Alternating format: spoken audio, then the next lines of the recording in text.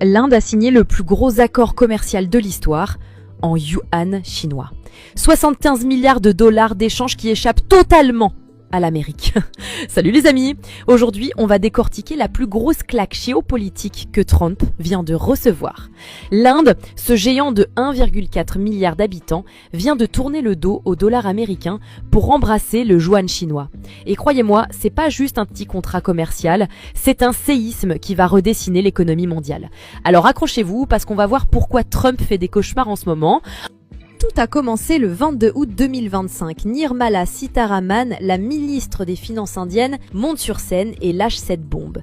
L'Inde va désormais effectuer 35% de son commerce avec la Chine en yuan d'ici fin 2025. 35%!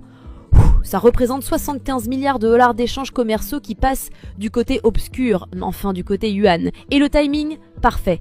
Juste au moment où Trump essaie de rallier l'Inde contre la Chine avec son fameux America First 2.0. C'est comme inviter quelqu'un en restaurant et qu'il parte avec votre ex. Mais pourquoi l'Inde fait ça?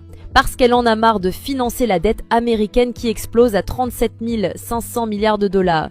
Sitharaman a même déclaré « Nous devons diversifier nos réserves de change pour protéger notre économie ». Les réserves de change indiennes? 645 milliards de dollars. Et devinez quelle part était en dollars américains? 78%. Wow. Mais ça, c'était avant.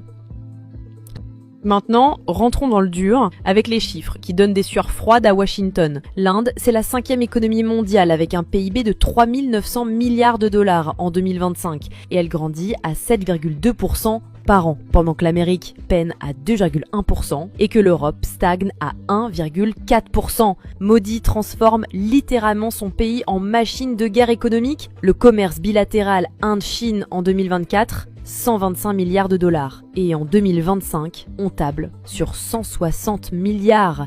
C'est plus que le PIB de l'Ukraine. Mais attendez, ça devient encore plus dingue. La Reserve Bank of India a annoncé qu'elle va réduire sa part de dollars dans ses réserves de 78% à 55% d'ici décembre 2025. Ça veut dire quoi?